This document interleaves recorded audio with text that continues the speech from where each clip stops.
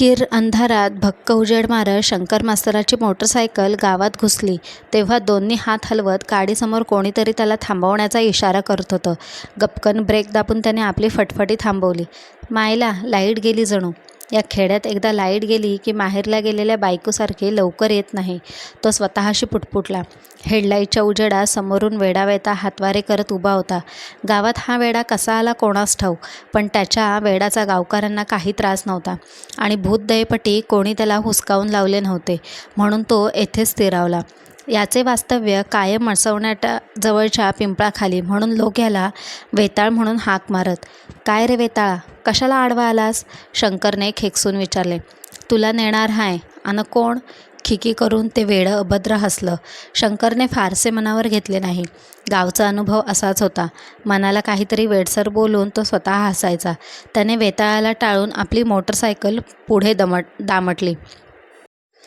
निवडणुकीची मीटिंग होती म्हणून शंकर पाड्यावरची शाळा आटपून तालुक्याच्या गावी परस्पर गेल्याने गावी परतायला आज उशीरच झाला होता. एरवी मावळतीला घरी येणाऱ्या शंकरला आज मात्र रात्रीचे 11 वाजले होते. घर कसले, एका जुन्या दगडी वाड्याच्या पडवीत तो एकटाच भाड्याने राहायचा. नोकरीच्या पाड्यावर राहायची सोय नव्हती, म्हणून त्याने या जवळच्या गावात बिराड थाटलं होतं. घरासमोर हेडलाईटच्या उजेडात शंकरला ओंजळभर बिड्याची थोटकं दिसली. दिगू अण्णा बराच वेळ बसून गेलेला दिसतोय. त्याच्या घराच्या दाराबाहेर घडवलेल्या दगडाच्या 4 पायऱ्या होत्या, चांगल्या मांडी घालून बसण्यासारख्या रुंद, आणि त्याला लागून एक कल्लेला सिमेंटचा लाईटचा खांब.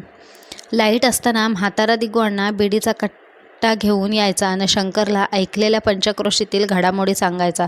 कुणाची बायको माहेरी गेली, कोणाची माहेरहून येत नाही, कुणाला घाटावर हडळ दिसली, शेजारच्या गावात हाकमारी फिरती, असल्या बिनबुडाच्या गोष्टी तो त्याच्या कानावर घालत 4-6 बिड्यांचा धूर काढून निघून जायचा. शंकरच्या गावात फारशा ओळखी नव्हत्या. कशा असणार? हा सकाळी सकाळी गावाबाहेर पडायचा आणि मावळतीला परतायचा. मग घरी स्टोववर भात भाजीच्या मागे लागायचा. शुक्रवारी सकाळी गेला की सोमवारी रात्रीच गावात यायचा.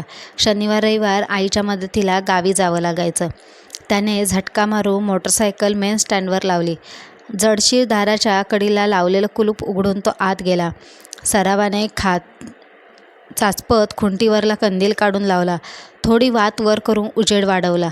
बचकभर तांदूळ भाताच्या भांड्यात घातले आणि त्यात पाणी घालून फरफऱ्या स्टोववर ते भांडे चढवले. मग कोपऱ्यात असलेल्या आडोशाला जाऊन हातपाय धुतले. आता भाताचा हंडा शिजेपर्यंत वाट पाहायची. मास्तर हैती का घरात? एक अनोळखी हाळी शंकरच्या कानावर आली. त्याने उभ्या लोखंडी जाड कांबी लावलेल्या बारक्या खिडकीवजा सवण्यातून बाहेर पाहिलं. एक पांढरं धोतर, कोपरी यानं पागोटं घातलेलं कोणीतरी उभं होतं. हाती काठी पण असावी. अंधाराने फारसे स्पष्ट दिसत नव्हते. कोण आहे? आता नाव सांगून उपयोग नाही. तुम्ही मला वळखत नाही, पर मी तुम्हासनी वळखतो. थरथरत्या आवाजावरून ते खेडूत वृद्ध असावं असा अंदाज त्याने केला. रात्रीचं काय काम काढलं काका? काय नाही, जमत असन तर घाटावर यायचं होतं. येता जरा विचारायला आलतो. गावाजवळून एक ओढा जात होता. त्याला गावकऱ्यांनी श्रमदानातून सुंदर घाट बांधून घेतला होता. त्याच्या शेजार स्मशानाची जागा होती. कोणीतरी गचकलं असणार. कोणाची मयत झाली आहे काय? होय, मैतीचंच काम आहे. कोण आहे? आहेत आपल्याच वस्तीतले. बाकी लोक जमलेत का? समदे हेच विचारतायत. कोण तर मोहरं निघाल्या बगर अशा अंधारात कोण येणार? अशा कामाला येणं पुण्याचं काम असतं म्हणतात. बघ, जमत असन तर मी थांबतो तुमच्या सोबतीला. नसता मोहरल्या घरी आवाज देतो. एखाद्याला शेवटचा निरोप देणे पुण्याचे काम असे शंकराचा आजापड म्हणायचा. शंकरने क्षणभर विचार केला आणि जाण्याचा विचार पक्का केला. काका, 5 मिनटं थांबा, थोडा भात खाऊन येतो, मग निघू. तुमचं जेवण झालंय का? नसल तर या, दार उघडतो. नको, मी थांबतो बाहेरच. 2 घास खाऊन घ्या तुम्ही. तीत किती वखत लागतो या ठाव नाही. पुन्हा कधी मिळेल खाया कोणास ठाव. शंकरने जेवण उरकले, शर्ट पॅन्ट अडकवली आणि तो बाहेर पडला. तो बोलावू आलेला म्हातारा तरातार चालत पुढे निघाला. शंकर त्याच्या मागे निघाला. दोघ्यात थोडे अंतर पडले होते. अंधारात त्या म्हाताऱ्याचे फक्त पांढरे कपडे तेवढे दिसत होते. त्याला बहुधा शंकरशी बोलण्यात फारसे स्वारस्य नसावे. रस्ता फायाखालचा होता म्हणून बरे नसता अंधारात काही दिसत नव्हते. समोरच्या म्हातारच्या धुरकट पांढऱ्या आकृतीमागे शंकरची पावले पडत होती. बॅटरी घेतली असती तर बरे झाले असते असे त्याला वाटून गेले. आता ती दोघे गावाबाहेर पडली होती. आभाळ भरून आले असावे म्हणून चांदण्याचा कवडसासुद्धा दिसत नव्हता. किरकिऱ्या आवाज कानात घुमत होता. मध्येच एखादे कुत्रं रडत होतं.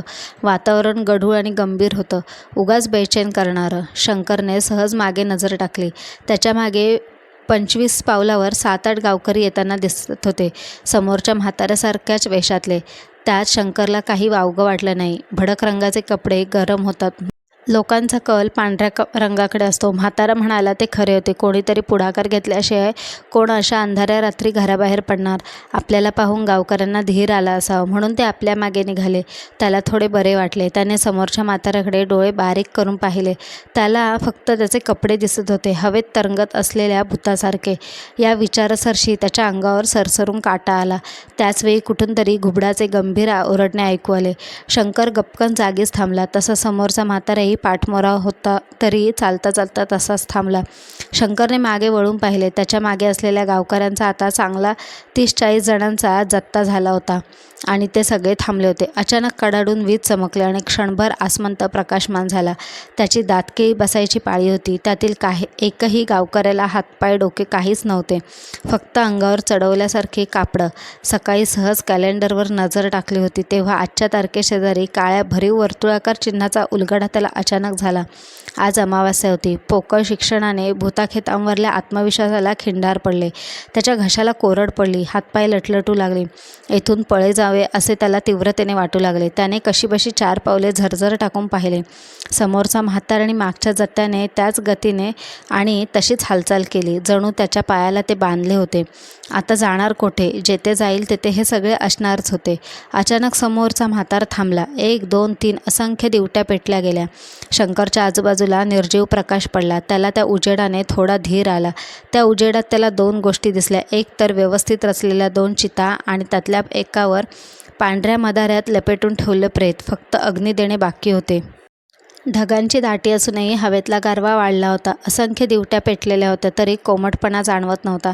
शंकरच्या बाह्य जाणीवा बधीर होत असल्यासारखे त्याला वाटू लागले. हा काय प्रकार आहे? त्याने आजूबाजूला नजर टाकली. सारेजण माना खाली घालून अदबीने उभी होती, जणू कोणीतरी अधिकारी माणूस जवळ असावा.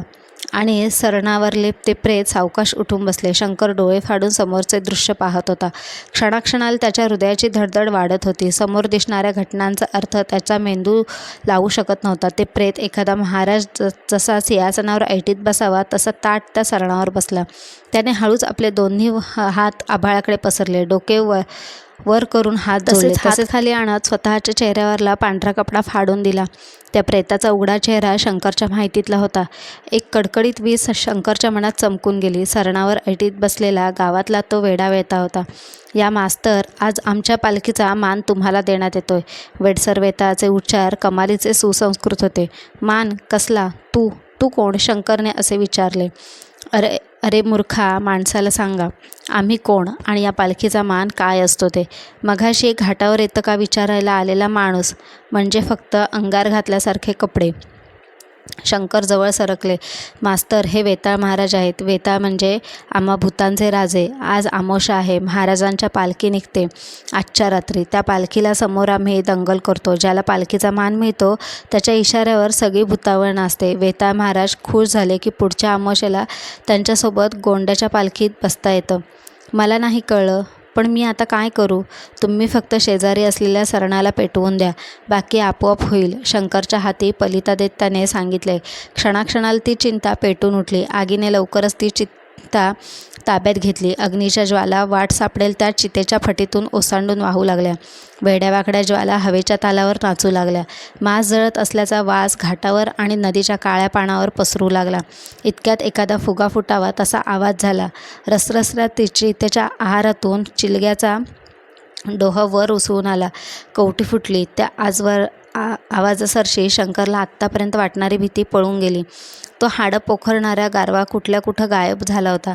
त्याला एकदम हलकं हलकं वाटू लागलं. अनामिक आनंदाच्या उकळ्या फुटत होत्या. त्या भरात तो नाचू लागला. वेताळाने इशारा केला. कोठून तरी एक लाल गोंड्याची पालखी हवेत तरंगत आली. त्यात वेताळ बसला आणि हळूहळू पालखी नदीच्या कडेने निघाली. ढोल ताशे कडकडू लागले. पांढऱ्या कपड्यातील ती भूतं बेभान होऊन नाचत होती आणि सगळ्यात समोर शंकर होता. वेड्यासारखा वेडावाकडा नाचताना त्याला काही वाटत नव्हते.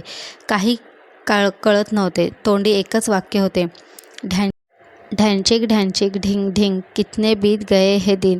तो ते पुन्हा पुन्हा लयीत म्हणत होता आणि नाचत होता. सकाळी अख्खा गाव घाटावर जमला होता आणि विझलेली चिता शांत दिसत होती आणि तिच्या पायथ्याशी शंकर मास्तराच्या टपल्या होत्या.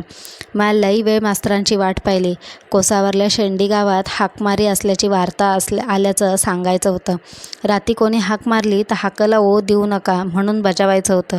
नाही भेट झाली, नेलं नवं का हाकमारीनं उचलून मास्तरासनी. दिगवाणा शेजारच्या माणसाला सांगत होता, पण त्या माणसाचे लक्ष नव्हते. पिंपळाखालचा वेडावाता मात्र ढॅंचिक ढॅंचिक ढिन ढिन कितने बीत गए हे दिन या ओळी आपल्या भासाड्या आवाजात दिवसभर म्हणत होता.